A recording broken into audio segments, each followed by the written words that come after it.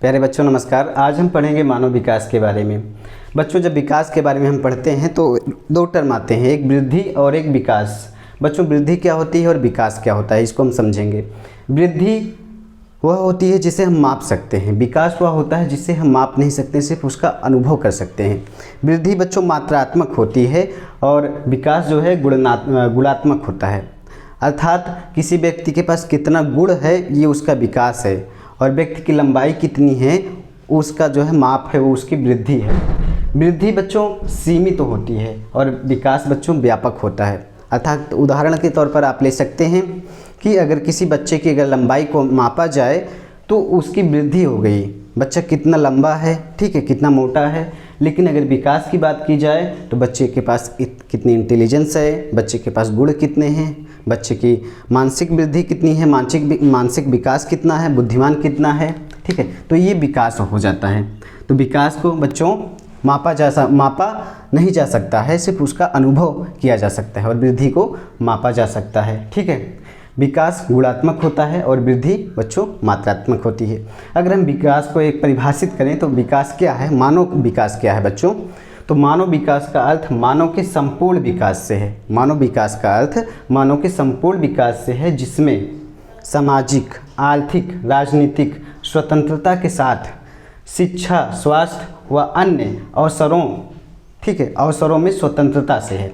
बच्चों मानव विकास का अर्थ मानव के संपूर्ण विकास से है, जिसमें सामाजिक, आर्थिक, राजनीतिक स्वतंत्रता के साथ शिक्षा, स्वास्थ्य व अन्य अवसरों में स्वतंत्रता से है।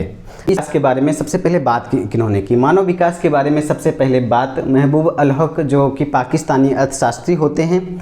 ये 1990 के दशक में मानव विकास के बारे में सबसे पहले बात करते हैं। 1990 में ये अपनी एक अवधारणा देते हैं और ये कहते हैं कि विकल्पों में वृद्धि ही मानव का विकास है। अर्थात मनुष्य के जीवन में जितने अधिक विकल्प होंगे, मनुष्य का जीवन उतना अधिक विकासशील होगा, या मनुष्य का जीवन उतना ही ज़्यादा विकसित होगा।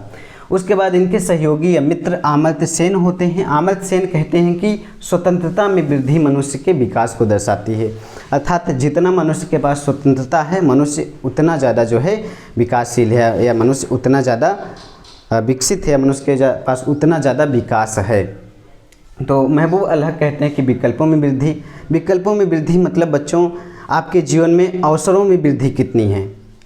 उदाहरण के तौर पर आप ले सकते हैं, अगर कोई अशिक्षित बच्चा है तो उसके पास अवसर की कमी हो जाती है, वह डॉक्टर नहीं बन सकता है, वह सरकारी नौकरियों में नहीं जा सकता है, उसे कुछ अपना ही काम करना पड़ेगा। तो उसके पास क्या हो गया, अवसरों में, विकल्पों में कमी हो गई। तो बच्चों इस अशिक्षित बच्चे के पास अवसर अधिक हो, इसके लिए क्या ज़रूरी है, इसके लिए ज़रूरी है कि उसके पास शिक्षा हो, उसके पास आय के साधन हो, उसके पास सशक्तिकरण हो, समता हो, सतत पोषणीयता हो। तो ये सारी चीज़ें उसके पास ज़रूरी है।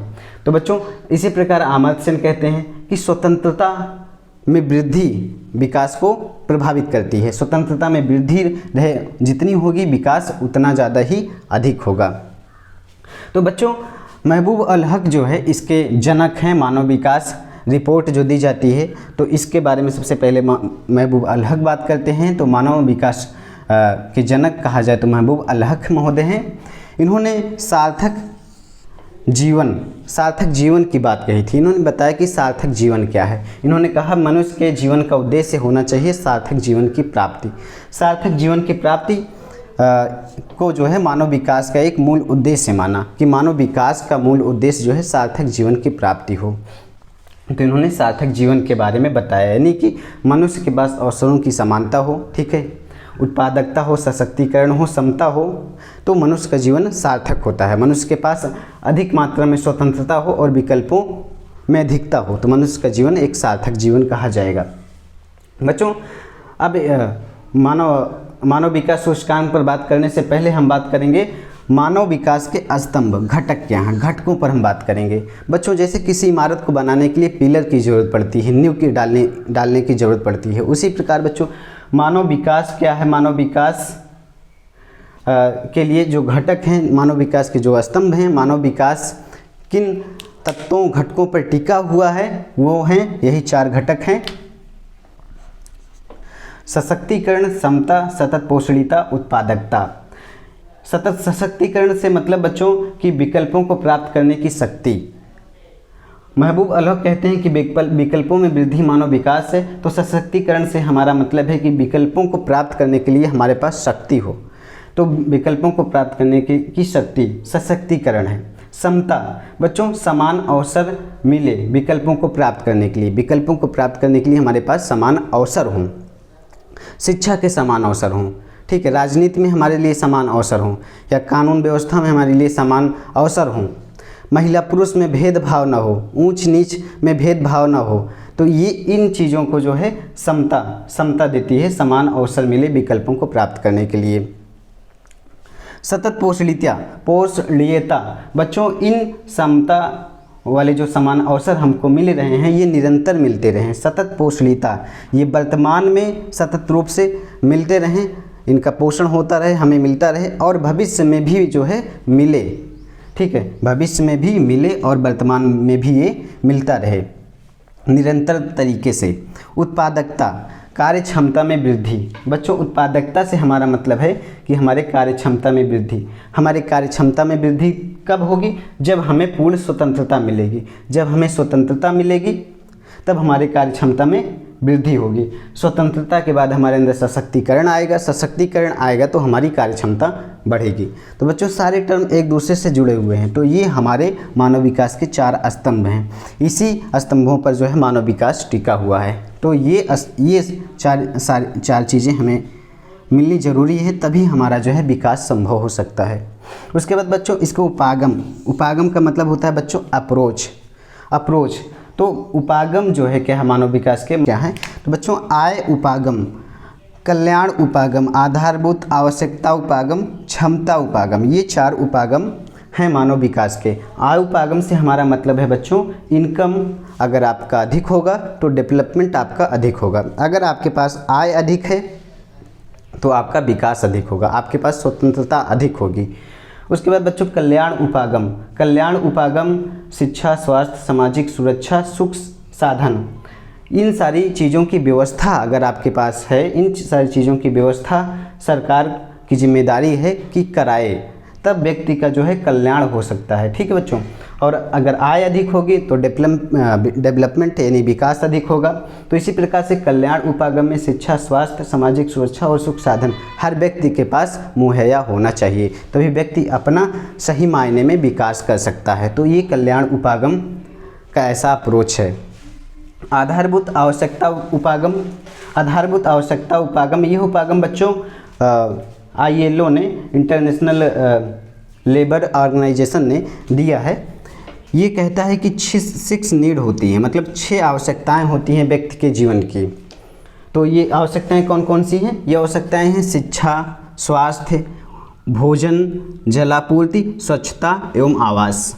शिक्षा व्यक्ति के पास होनी चाहिए, स्वास्थ्य व्यक्ति के पास होना चाहिए, स्वास्थ्य होना चाहिए, व्यक्ति के पास भोजन होना चाहिए, पानी होना चाहिए, जलापूर्ति होनी चाहिए, स्वच्छता और आवास होना चाहिए। ये 6 चीज़ें अगर व्यक्ति के पास हैं तभी व्यक्ति अपना विकास कर सकता है और व्यक्ति के पास ये चीज़ें जो है मुहैया होनी चाहिए।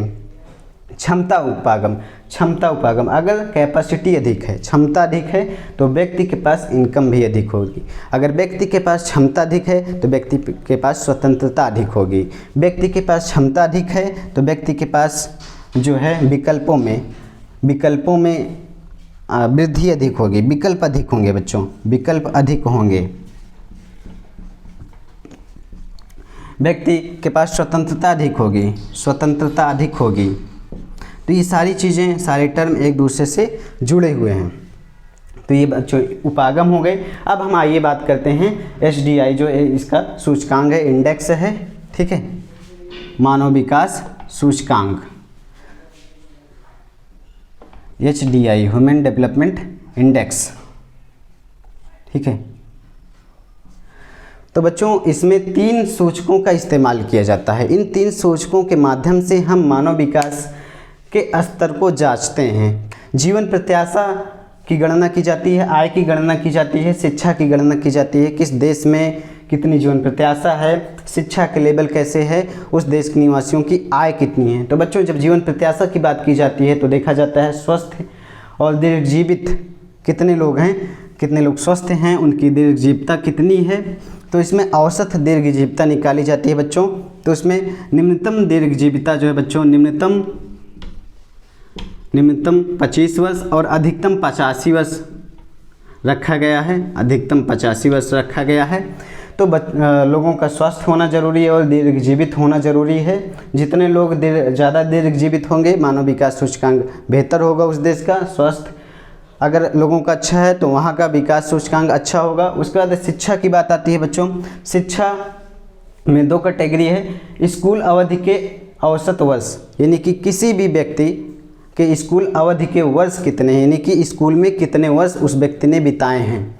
तो बच्चों ये सूचकांक जो है 25 वर्षीय वयस्क, 25 वर्षीय वयस्क के औसत स्कूल अवधि को बताता है बच्चों। तो 25 वर्षीय जो वयस्क हैं वो कितने वर्ष जो है स्कूल में बिताया है।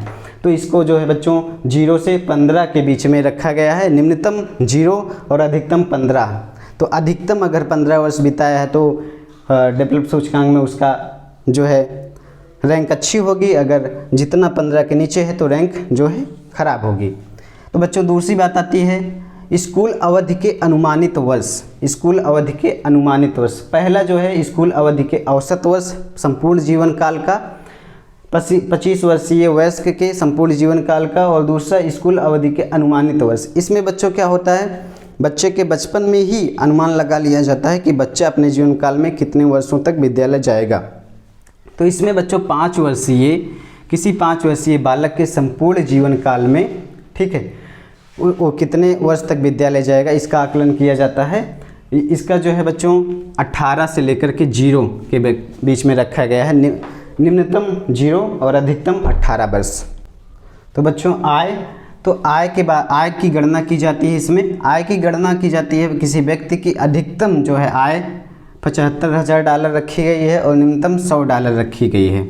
बच्चों $75,000 से $100 के बीच में आय को रखा गया है।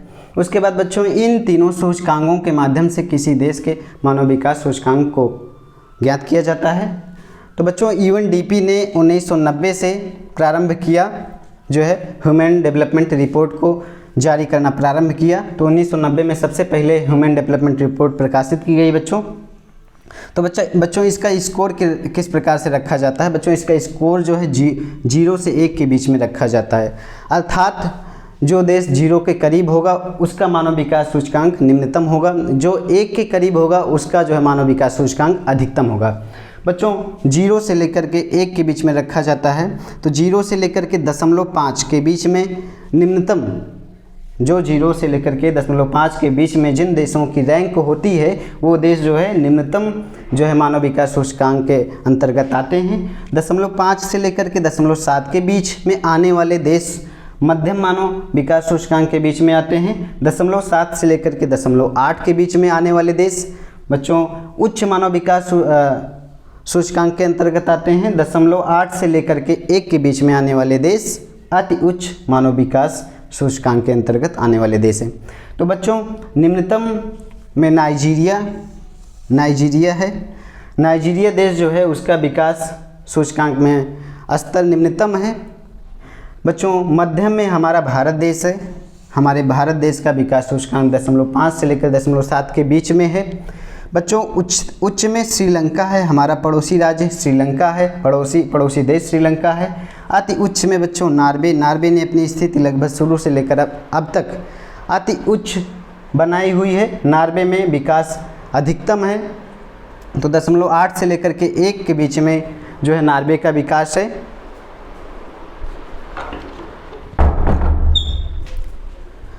बच्चों इन विकास सूचकांकों में इतनी विभिन्नता क्यों है, कैसे है, तो इस पर हम थोड़ा सा बात करेंगे। बच्चों जो देश जो है मानव विकास सूचकांक में पीछे हैं उन देशों में राजनीतिक उपद्रव देखा जाता है, राजनीतिक अस्थिरता विद्यमान है। बच्चों वहाँ पर लोकतंत्र सही रूप में काम नहीं कर रहा है, वहाँ पर कहीं पर राजतंत्र है, कहीं राजशाही व्यवस्था है। बच्चों अस्थिरता विद्यमान रहती है, वहाँ पर अकाल बीमारियों का प्रकोप है, वहाँ पर गरीबी है, भूखमरी है, और बच्चों वहाँ पर जो है धीमा आर्थिक विकास है। तो ये सारी चीज़ें जो है उन देशों में पाई जाती हैं। वहाँ पर शिक्षा में कमी है बच्चों, प्रति व्यक्ति आय कम है बच्चों, ठीक है। जीवन प्रत्याशा भी वहाँ के लोगों की कम है बच्चों। अति उच्च श्रेणी में आने वाले देशों में सामाजिक शिक्षा, स्वास्थ्य क्षेत्र में अधिक खर्च किया जाता है बच्चों। वहाँ पर लोकतंत्र स्थिर है बच्चों। वहाँ पर राजनीतिक स्थिरता पाई जाती है, राजनीतिक उपद्रव नहीं होते हैं। वहाँ के लोगों की प्रति व्यक्ति आय अधिक है, वहाँ के लोगों की जीवन प्रत्याशा अधिक है। तो इन सब चीज़ों के बाद जो है नॉर्वे को हम देखते हैं कि ये उच्चतम इसका प्रदर्शन है। नाइजीरिया का निम्नतम प्रदर्शन है। हमारे भारत का प्रदर्शन मध्यम है। भारत 0.5 से लेकर के 0.7 स्कोर के बीच में आता है बच्चों। इन स्कोरों को कितने कैटेगरी में बांटा गया इसको ध्यान रखिएगा।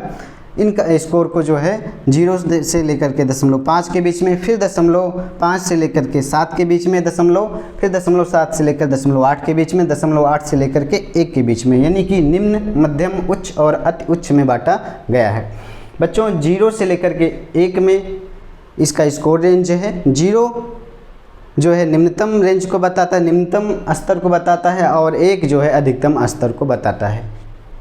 तो बच्चों आज की क्लास में हमने देखा मानव विकास सूचकांक के बारे में।